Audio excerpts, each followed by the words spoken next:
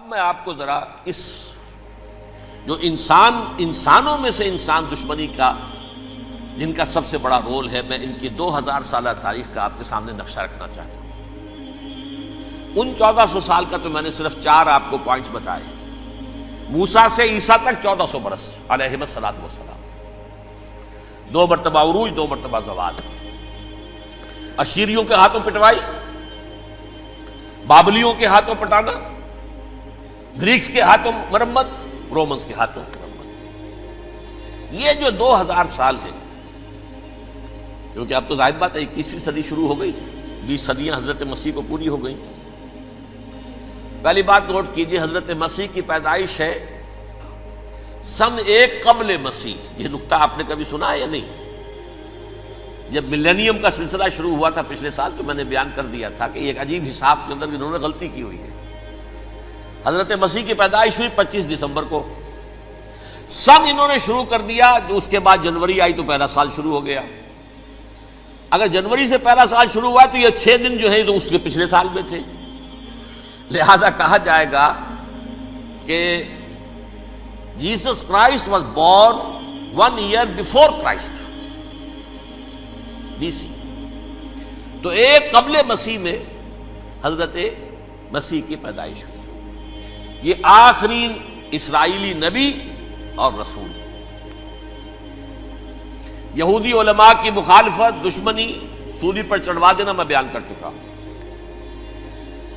سن 33 عیسوی میں، جبکہ حضرت مسیح کی عمر 33 برس تھی، اللہ تعالیٰ نے انہیں زندہ آسمان پر اٹھا لیا، لیکن یہودیوں نے اپنے خیال کے مطابق انہیں سولی پر چڑھوا دیا، ان کی موت واقع ہو گئی۔ اگرچہ اس کے بعد یہ اختلاف ہے ان میں، یہودی کہتے ہیں وہ سولی پر چڑھ گیا، ختم ہوا، مر گیا۔ عیسائی کہتے ہیں نہیں، انتقال ہوا ہے مسیح کا صلیب پر، لیکن پھر وہ دوبارہ زندہ ہو گئے ہیں۔ ان کی لاش ایک غار میں رکھ دی گئی تھی، وہاں ریزریکشن ہو گیا، ان کا باعث بعد الموت وہی ہو گیا، اور پھر انہیں اللہ نے زندہ آسمان پر اٹھا دیا۔ تو ہمارے اور عیسائیوں کے درمیان نوٹ کر لیجئے، یہ چیز مشترک ہے کہ حضرت مسیح آسمان پر زندہ اٹھائے گئے۔ فرق کیا ہے؟ وہ سمجھتے ہیں کہ سولی دیے گئے، سولی پر مرے، پھر زندہ ہوئے، پھر گئے۔ ہم سمجھتے ہیں کہ نہیں، وما صلبوہ وما قتلوہ، انہوں نے نہ صلیب دے سکے انہیں اور نہ انہیں قتل کر سکے، بل رفع اللہ الیہ، اللہ نے اٹھا لیا۔ پھر ہمارا اور یہ اس کا عیسائیوں کا ایک اور اتفاق ہے، سیکنڈ کمنگ آف جیسس، حضرت مسیح دوبارہ آئیں گے۔ یہ عیسائیوں کا بھی عقیدہ ہے اور ہمارا بھی۔ بہرحال تو جیسا کہ میں نے عرض کیا کہ اس وقت یہ عذاب استیصال، عذاب اکبر کے مستحق ہو چکے تھے، لیکن اللہ نے ان کی مدت دراز کی ہے، لیکن ان پر دنیاوی عذاب کا ایک کوڑا جو ہے اللہ تعالیٰ کی طرف سے اسی وقت برسا۔ دنیاوی عذاب دنیا میں رہتے ہوئے ختم نہیں کیا۔ 37 برس بعد، حضرت مسیح کے رفع سماوی کے 37 برس بعد، سن 70 میں یہودیوں نے بغاوت کی رومیوں کے خلاف۔ رومی ٹائٹس جنرل تھا ایک، اس نے پھر جو حملہ کیا ہے، 1,33,000 یہودی ایک دن میں قتل کیا یروشلم میں، اور ہیکل سلیمانی گرا دیا۔ وہ ہیکل پہلے بھی گرا تھا، پہلے 1400 سال کے دوران میں بھی نبوکڈنیزر نے گرایا تھا، لیکن پھر اس کے 150 سال بعد انہوں نے دوبارہ بنا لیا تھا، اس لیے وہ اسے سیکنڈ ٹیمپل کہتے ہیں۔ پہلا ٹیمپل جو حضرت سلیمان نے بنایا تھا، نبوکڈنیزر نے گرا دیا 587 قبل مسیح میں، پھر دوبارہ انہوں نے 150 سال کے بعد بنا لیا۔ وہ اس تاریخ کا حصہ ہے، میں نے جس کے بارے میں آپ کو تفصیل نہیں بتائی۔ اس میں یہ ہوا سن 70 میں وہ گرا دیا گیا، وہ آج تک گرا پڑا ہوا ہے۔ نمبر 2، یہ کہہ دیا گیا کہ یہودیوں اس ارض فلسطین سے نکل جاؤ، تم یہاں نہیں رہ سکتے اب۔ لہذا جس کا جہاں سینگ سمایا چلا گیا، یورپ میں چلے گئے، ایشیا میں آ گئے، عرب میں آ گئے، یہ 3 قبیلے جو رات بھی میں نے عرض کیا تھا، بنو قینقاع، بنو نذیر اور بنو قریظہ، یہ وہاں سے آ کے مدینے میں آباد ہو گئے۔ جس کا جہاں سینگ سمایا، افریقہ میں، ہندوستان میں، جہاں چلے گئے، ڈایاسپورا اسے کہتے ہیں، وہ آپ نوٹ کر لیجیے اس لفظ کو، ڈایاسپورا، ہمارا دور انتشار، جبکہ ہمیں ہماری اصل سرزمین تو فلسطین ہے، حضرت ابراہیم کا مسکن، حضرت اسحاق حضرت یعقوب کا مسکن فلسطین، یہ ہے ہماری اصل جاگیر، یہ تو ہماری جدی پشتی جاگیر ہے، لیکن یہاں سے نکال دیے گئے سن 70 عیسوی میں، اور وہاں سے لے کے 1917 تک ان کا ڈایاسپورا جاری رہا۔ یہ دور انتشار ہے۔ اس دور انتشار کے اب چند حصے ہیں جس کو میں چاہتا ہوں کہ آپ علیحدہ علیحدہ سمجھ لیں۔ دور انتشار کا جو پہلا جو ہے تقریباً 300 برس، رومی حکمران تھے، وہ یہودیوں کے بھی دشمن تھے اور عیسائیوں کے بھی دشمن تھے، عیسائی اور یہودی ایک دوسرے کے بھی دشمن تھے، لیکن رومی سمجھتے تھے کہ یہ ایک ہی تھیلی کے چٹے بٹے ہیں۔ رومیوں کے نزدیک عیسائی بھی یہودیوں ہی کا ایک فرقہ تھے، کوئی علیحدہ مذہب تو تھا ہی نہیں، لہذا رومی جو ہیں رومنز وہ ان دونوں کو ستاتے تھے، مارتے تھے، اور یہ آپس میں لڑتے تھے، یہودی عیسائیوں کو مارتے تھے، عیسائی یہودیوں کو مارتے تھے۔ یہ ہے 300 برس تک کی تاریخ۔ سن 300 عیسوی میں کیا ہوا؟ ایک معجزہ ہو گیا۔ بہت عظیم ایمپرر کانسٹینٹائن، قسطنطین اعظم، رومن ایمپررز میں سے بہت بڑا ایمپرر، وہ عیسائی ہو گئے۔ اب تو معاملہ بالکل تلپٹ ہو گیا، پوری سلطنت عیسائی ہو گئی۔ اب عیسائیوں کے عیش ہو گئے اور یہودیوں پہ مار پڑنی شروع ہوئی۔ اب عیسائیوں کا آپ خود سوچئے کہ جنہیں وہ خدا بنا بیٹھے ہیں، خدا کا بیٹا قرار دے رہے ہیں، ان کے قاتل کون؟ یہودی بدماش۔ لہذا ان کی وہ پٹائی شروع ہوئی ہے یورپ میں، پوری رومن امپائر میں انہیں ذلیل کیا گیا، شہروں میں آمد بند، علیحدہ رہو، گھیٹوز کے اندر رہو۔ یہودی کا نام جو ہے وہ گالی بن گیا، جیسے آج بھی یہودی گالی کہتے ہیں، جیسے خنزیر کا لفظ، آخر وہ بھی اللہ کی مخلوق ہے، لیکن آپ کو معلوم ہے کوئی شخص زبان پر نام نہیں لانا چاہتا خنزیر کا، سور کا، ہے تو مخلوق، وہ بھی ایک حیوان ہے۔ ایسے ہی یہ ہے یہودی گالی، جیوٹ گالی۔ لہذا ایک طرف تو ان دونوں کے درمیان دشمنی، جس کو قرآن کہتا ہے وَأَغْرَيْنَا بَيْنَهُمُ الْعَدَاوَةَ وَالْبَغْضَاءَ، ہم نے ان کے مابین دشمنی جو ہے پیدا کر دی ہے۔ اور جب یہ پوری سلطنت عیسائی ہو گئی تو قافیہ تنگ ہو گیا یہودیوں کا۔ اب آئیے 571 عیسوی، یعنی جب کہ ڈایاسپورا کو کتنا عرصہ ہو چکا تھا؟ 500 برس۔ سن 70 سے شروع ہوا نا ڈایاسپورا، جب ٹائٹس نے گرایا ہے ہیکل کو اور نکال باہر کیا انہیں فلسطین سے، بھاگ جاؤ یہاں ایک یہودی بھی نہیں رہے گا، فلسطین سے نکال دیے گئے۔ اس کے پورے 500 برس بعد سن 571 عیسوی میں حضور کی پیدائش ہوئی، ولادت با سعادت محمد رسول اللہ صلی اللہ علیہ وسلم۔ 610 میں آپ پر وحی کا آغاز ہوا، لیکن حضور کے ساتھ ان کا معاملہ کیا رہا؟ اول تو جبکہ حضور ابھی مکے ہی میں تھے، یہودیوں نے ریشہ دوانیاں شروع کر دی حضور کے خلاف۔ قریش مکہ کو سکھاتے تھے، پڑھاتے تھے، ان سے یہ پوچھو، ان سے یہ پوچھو، انہیں اس طرح تنگ کرو، ان سے یہ امتحان لو، یہ آپ کے علم میں ہے۔ سورہ بنی اسرائیل میں، سورہ کہف میں وہ سوالات، جو امتحانی سوالات آئے تھے، ذوالقرنین کون تھا، اصحاب کہف کون تھے، تم رسول بنے پھرتے ہو تو بتاؤ، اور یہ روح کی حقیقت کیا بتاؤ۔ یہ ساری ریشہ دوانیاں کر رہے تھے بیٹھے ہوئے، ابھی وہیں پر حضور ابھی پہنچے بھی نہیں۔ ہجرت فرما کر حضور تشریف لے آئے تو حضور نے، جسے ماسٹر سٹروک کہا جائے گا، یعنی اسٹیٹس مین شپ کا ماسٹر سٹروک، آپ نے مدینے میں آتے یہودیوں کے ساتھ پیکٹ کر دیا، جوائنٹ ڈیفنس پیکٹ آف مدینہ، کہ اگر مکے والے ہم پر حملہ کریں گے تو ہم مل جل کر ایک قوم کی حیثیت سے مقابلہ کریں گے۔ یہ میثاق مدینہ کہلاتا ہے، جس کے بہت غلط معنی پہنائے جا رہے ہیں آج کل۔ بہرحال میں موضوع میرا چونکہ یہ نہیں، میں ادھر نہیں جاؤں گا، لیکن ہوا کیا؟ ہر مرتبہ یہ خیانت کے مرتکب ہوئے،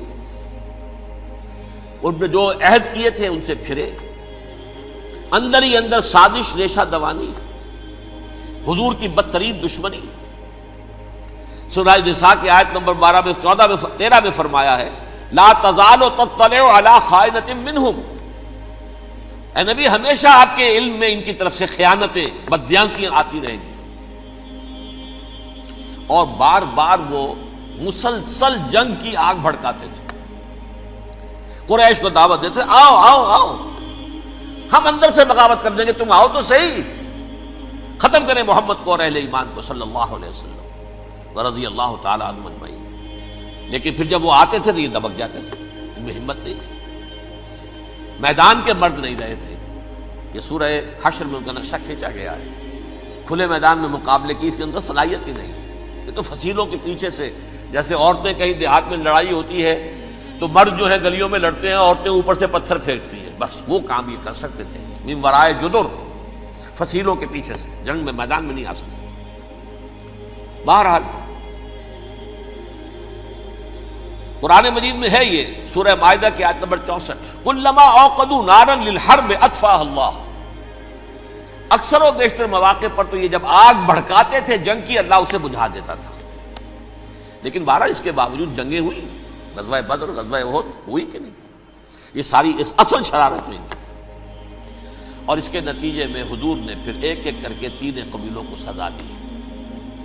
غزوہ بدر کے فوراً بعد بنو قینقاع نکالے گئے مدینے سے، غزوہ احد کے فوراً بعد بنو نذیر نکالے گئے، اور غزوہ احزاب کے بعد بنو قریظہ نکال دیے گئے.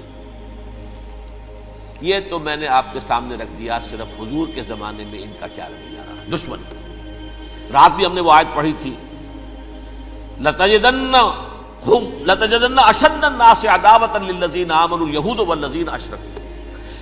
اہل ایمان کی دشمنی میں شدید ترین تم پاؤ گے یہودیوں کو اور مشرکین. مشرکین بھی بعد میں ہے، پہلے یہودی. حضور کے بعد کیا ہوا اب یہ نوٹ کیجئے، یہ ان کی تاریخ کا دوسرا دور. حضرت عمر رضی اللہ تعالیٰ عنہ قائد خلافت ہے.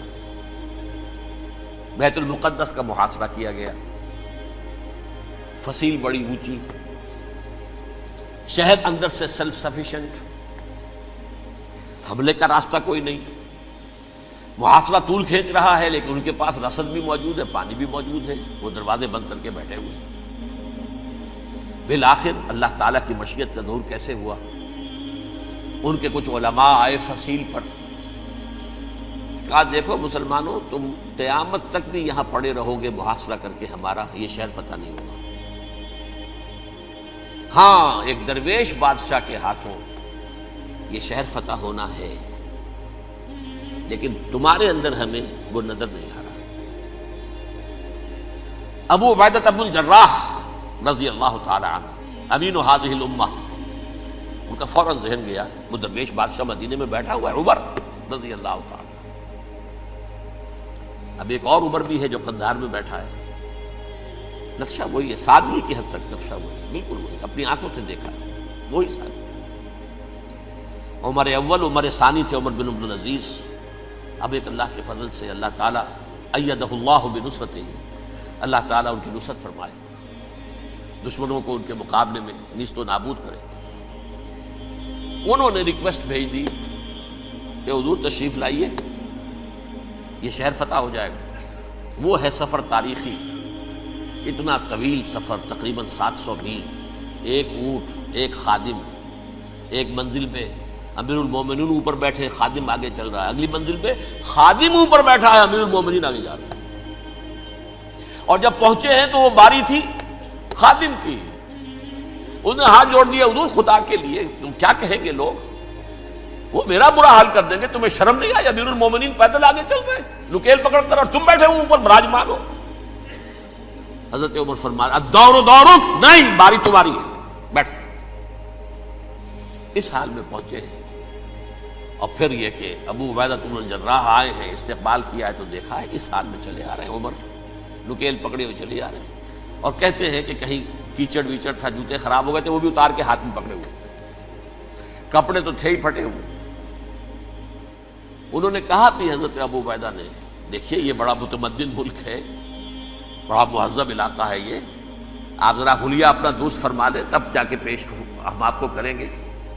آپ نے فرمایا نحن قوم اعزنا اللہ بالاسلام، ہم وہ قوم ہیں جنہیں اللہ نے عزت دی ہے اسلام کے ذریعے سے، کپڑوں کے ذریعے سے نہیں، دولت کے ذریعے سے نہیں۔ اسی حال میں گئے ہیں، اوپر سے انہوں نے کھڑے ہو کر نشانیاں دیکھی ہیں، اپنی کتابیں کھولی، ہاں یہ وہی ہے، اچھا لو جی سرنڈر، شہر تمہارے ہاتھ میں۔ خون کا ایک قطرہ نہیں بہا اور بیت المقدس فتح ہو گیا۔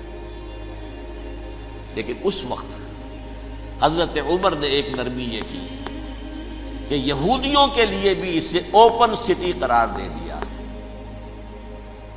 یہ احسان عظیم حضرت عمر کا، اس سے پہلے یہودی آ ہی نہیں سکتا تھا، داخل ہی نہیں ہو سکتا تھا، وہاں وہ آ کر وزٹ نہیں کر سکتا تھا، زیارت نہیں کر سکتا تھا اپنے مقدس مقامات کی۔ حضرت عمر نے یوں سمجھیے کہ تقریباً 550 برس کے بعد ان کے لیے راستہ کھولا ہے کہ ہاں تم آ سکتے ہو، زیارت کر سکتے ہو۔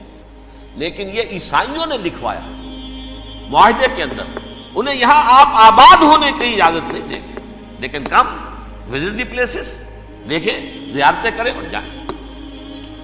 یہ معاہدہ حضرت عمر کا ہے رضی اللہ تعالیٰ، جو پھر خلافت راشدہ کے بعد بنو امیہ نے بھی اس کو آنر کیا، بنو عباس نے کیا۔ پھر جو ہمارے یہ ترکوں میں اندر خلافت آئی تو ترک خلفاء نے بھی اس معاہدے کی پوری پابندی کی۔ فلسطین میں آ سکتے ہیں یہودی صرف زائرین کی حیثیت سے، وہاں آباد نہیں ہو سکتے۔ اب آئیے اگلا دور آیا حضرت عثمان کا دور خلافت۔ یہ ہے وہ وقت کہ اب یہود نے امت مسلمہ کی پیٹھ میں چھرا گھونپا۔ وہ کیسے؟ ایک یہودی عبداللہ ابن سبا اسلام کا لبادہ اوڑھ کر آ گیا، معاشرے کا جائزہ لے لیا، ان میں بنو ہاشم اور بنو امیہ میں جو پرانی کشاکش تھی اس کے کچھ نہ کچھ جراثیم باقی ہیں، اگر ان کو ذرا بھڑکا دے تو مسلمانوں میں انتشار پیدا ہو جائے۔ کہا یہ عثمان کون ہے؟ یہ تو بنو امیہ میں سے ہے، یہ حق تو بنو ہاشم کا ہے، خلافت ان کے پاس ہونی چاہیے، محمد کے تو رشتہ دار وہ ہیں صلی اللہ علیہ وسلم۔ عوام الناس کے اندر بات پھیلنی شروع ہوئی۔ پھر ایک بڑی سازش کے انداز میں حضرت عثمان کے خلاف پروپیگنڈا، حضرت عثمان کے جو عاملین تھے، گورنر تھے، ان کے خلاف پروپیگنڈا، اور ایسی ہوشیاری کرتے تھے کہ کوفے میں کوفے کے حاکم کے خلاف کچھ نہیں کہنا، اجی مصر میں یہ ہو رہا ہے، اجی شام میں یہ ہو رہا ہے، اجی یہ جو عثمان ہے وہ یہ کر رہا ہے، یہ ظلم ہو رہا ہے، یہ لوٹ مار ہو رہی ہے، یہ خیانتیں ہو رہی ہیں۔ اب نہ تو اس زمانے میں مینز آف کمیونیکیشن، کیسے تصدیق کریں؟ افواہیں تو آپ آج کراچی کے اندر شروع ہو جائے تو پتہ نہیں چل سکتا کسی کو کہ کیا اس میں صداقت ہے کیا جھوٹ ہے، اور بری بات جو ہے فطرت انسانی کی کمزوری ہے وہ فوراً قبول کرتا ہے، کسی کے بارے میں اچھی بات ماننے کو تیار نہیں ہوتا، لیکن بری بات تو فوراً تیار۔ بہرحال یہ فتنہ انہوں نے اٹھایا، حضرت علی کی الوہیت کا فتنہ اٹھایا، حضرت عثمان کے خلاف الفتنۃ الکبریٰ برپا کیا، حضرت عثمان شہید ہوئے۔ اس کے بعد 5 برس تک مسلمان ایک دوسرے کی گردنیں کاٹتے رہے، باہمی خانہ جنگی ہوئی، امت کو وہ زخم لگایا ہے جو آج تک جس سے خون رس رہا ہے۔ یہ شیعان عثمان اور شیعان علی تھے جو بعد میں پھر سنی اور شیعہ ہو، اور آج تک فتنہ کس نے جگایا؟ ایک عبداللہ ابن سبا یہودی اور اس کے کارندے، شیطان کا ایجنٹ، اور انسانوں میں سے بھی اس کے جو بھی حواریین تھے اور شیطانوں کے اندر سے بھی تھے، انہوں نے بھی اس آگ کو بھڑکایا۔ یہ آپ سوچ لیجئے کہ یہ کس نے وہ زخم لگایا؟ یہودی۔ اگلا دور آیا، خلافت راشدہ ختم ہوئی، بنو امیہ کا بھی دور کافی گزر گیا۔ طارق ابن زیاد 712 عیسوی میں حملہ کرتے ہیں اسپین پر۔ اسپین اس وقت عیسائیت کا بہت بڑا گڑھ، بڑے کٹر ترین عیسائی جو ہے وہ اسپین میں تھے، لہذا یہودیوں کی وہاں بہت پٹائی ہوتی تھی، یہ میں بتا چکا ہوں، دشمنی تھی، یہ تو چلی آ رہی تھی عیسائیوں کے ہاتھوں یہودیوں کی، وہ تو سن 300 عیسوی سے ایمپرر کانسٹنٹائن کے بعد سے شروع ہو گئی تھی۔ اس حوالے سے یہودیوں نے اس وقت چالاکی یہ برتی، کچھ راستے واسطے بتائے، کچھ مدد کی طارق ابن زیاد کی۔ طارق ابن زیاد نے انہیں اپنا محسن سمجھا، ہسپانیہ فتح ہو گیا تو یہودی چونکہ محسنین کی فہرست میں آ چکے تھے، انہیں بہت اقتدار نصیب ہوا، بڑی سپورٹ مسلمانوں نے دی۔ ان کے بڑے بڑے علماء جو ہیں اسی دور کے اندر پیدا ہوئے، بڑے بڑے تھنکرز ان کے اسی دور میں پیدا ہوئے۔ بن گوریون جو کہ ایک وزیر اعظم تھا اسرائیل کا، اس نے یہ لکھا ہے اپنی کتاب میں، Muslim Spain was the golden era of our diaspora. وہ ڈائسپورا جو 70 عیسوی سے شروع ہوا تھا اور 1917 عیسوی تک جاری رہا ہے، اس میں سے گولڈن ایرا ہمارا جو تھا وہ مسلم اسپین تھا۔ ہسپانیہ میں بیٹھ کر ہم عیش کیے، لیکن وہاں سے انہوں نے اور جو کچھ کیا، یہ تو داستان کے بہت سے گوشے ہیں، لیکن میں جس اسٹریٹ لائن میں چل رہا ہوں اس کے اعتبار سے ایک بات سمجھ لیجیے، وہاں بیٹھ کر انہوں نے اب عیسائیت کی پیٹھ میں چھرا گھونپا، پروٹیسٹنٹ مذہب پیدا کیا، تقسیم کر دیا، جیسے شیعہ سنی کی تقسیم، عبداللہ ابن سبا، رومن کیتھولک اور پروٹیسٹنٹ کی تقسیم، یہودی علماء۔ ہوتا کیا تھا، ہسپانیہ کی یونیورسٹیاں ہیں، کارڈووا میں ہے، ٹولیڈو میں ہے، گریناڈا میں ہے، غرناطہ، قرطبہ، تولیتلا، اور وہاں آتے تھے لوگ، فرانس سے چلے آ رہے ہیں نوجوان پڑھنے کے لیے، جرمنی سے چلے آ رہے ہیں، اٹلی سے چلے آ رہے ہیں، 3 ہی ملک قریب ترین پڑھتے ہیں سینٹرل جو یورپ کے ہیں۔ یہاں پر جو ہے وہ اسلام جو نور پھیلا رہا تھا اس سے بھی مستفیض ہوئے، جہالت کے جو ہے پردے ان کے وہ چھٹے، اس کے ساتھ ہی وہ یہودی وہاں ان کے اندر جو جراثیم داخل کر رہے تھے وہ اس عیسائیت کے خلاف بغاوت تھی، جو اس وقت دنیا میں عیسائیت اس وقت تھی، پوپ کا راج تھا دنیا میں اس وقت۔ یورپ میں جو عیسائیت تھی اس میں ایک طرف بادشاہ تھے، لیکن بادشاہوں کی حیثیت وہاں پر یوں سمجھ لیجئے کٹ پتلیوں کی تھی، اصل قوت پوپ کے ہاتھ میں تھی۔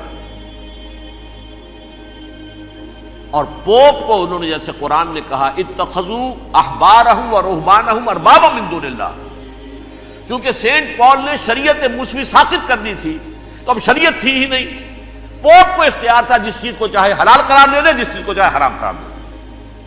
اتخذوا احبارهم ورهبانهم اربابا من دون اللہ۔ انہوں نے کہا صاحب یہ پوپ کس بلا کا نام ہے، یہ بھی انسان ہے، بات تو ٹھیک تھی نا، اصل حیثیت تو کتاب کی ہونی چاہیے، ڈیوائن بک، دی ریویلڈ اسکرپچر، لہذا یہ کتاب ہر شخص پڑھ سکتا ہے، کوئی پوپ کے باپ کو جو ہے کوئی اس کے لیے پروپرائٹری رائٹس تو نہیں ہے کہ صرف پوپ پڑھ سکتا ہے یا پادری پڑھ سکتے ہیں، ہم بھی پڑھ سکتے ہیں، ہم بھی سمجھ سکتے ہیں۔ یہ باتیں تھی کہ جن کو بڑھا چڑھا کر بیان کر کے اور پوپ کا اقتدار ختم کرا دیا اور توجہ مرکوز کر دی بائبل کی طرف۔ اب بائبل میں بڑا حصہ تو اولڈ ٹیسٹامنٹ کا ہے، نتیجہ کیا ہوا، یہود کی عظمت پروٹیسٹنٹس کے نزدیک مسلم ہو گئی۔ اصل قوم تو یہ ہے، وہ دشمنی بدلی کہ نہیں بدلی، موسیٰ کے امتی یہ ہے، تورات موسیٰ کو دی گئی، ابراہیم کی نسل یہ ہے، لہذا وہ جو دشمنی تھی، جو عداوت تھی کہ ہمارے خدا کو سوری چڑھانے والے ہیں یہ بدماش، اس کا ازالہ ہوا اس پروٹیسٹنٹ مذہب کے نتیجے میں۔ یہ میں اب آپ کو بتاتا ہوں کہ ایک نتیجہ وہ نکلا ہے جسے برٹرنڈ رسل نے بیان کیا ہے، اس کی کتاب ہے ان پریز آف آئیڈلنس، صفحہ 108۔ وہ لکھتا ہے the Christians retaining the Judaic belief in special revelation added to it the Roman desire for worldwide domination and the Greek taste for metaphysical subtleties. The combination produced the most fiercely persecuting religion that the world has yet known. یہ 3 چیزیں آ کر عیسائیت میں مل گئی۔ ایک تو جب یہ اولڈ ٹیسٹامنٹ جو ہے وہ ان کے ہاتھ میں آ گئی، اور اس کے میں کچھ آپ کو بتا دیتا ہوں کہ اولڈ ٹیسٹامنٹ کی تعلیمات، کیونکہ یہ اولڈ ٹیسٹامنٹ جو ہے یہ محرف تھی، اصل تورات تو گم ہو گئی تھی 587 قبل مسیح میں، جب پہلی مرتبہ ہیکل جو ہے تباہ ہوا ہے اس وقت ختم ہو گئی تھی۔ اس کے کوئی 150 سال کے بعد انہوں نے یادداشتوں سے مرتب کر کے لکھی ہے، اب اس میں ان کے اپنے خیالات، اپنے امانی، اپنی توجیحات وہ شامل ہو گئی۔ لہذا میں آپ کو حوالے دیتا ہوں، اس کتاب کے اندر مظالم کی جو تعلیم دی گئی ہے، اہل کتاب نے اپنے مظالم قتل عام کے جواز کے لیے تورات میں تبدیلیاں کی اور پیغمبروں پر دہشت ناکی اور بدترین حرام کاری کے الزامات لگائے. سنیے، پہلا حوالہ ہے یہ گنتی باب 31 آیات 17-18.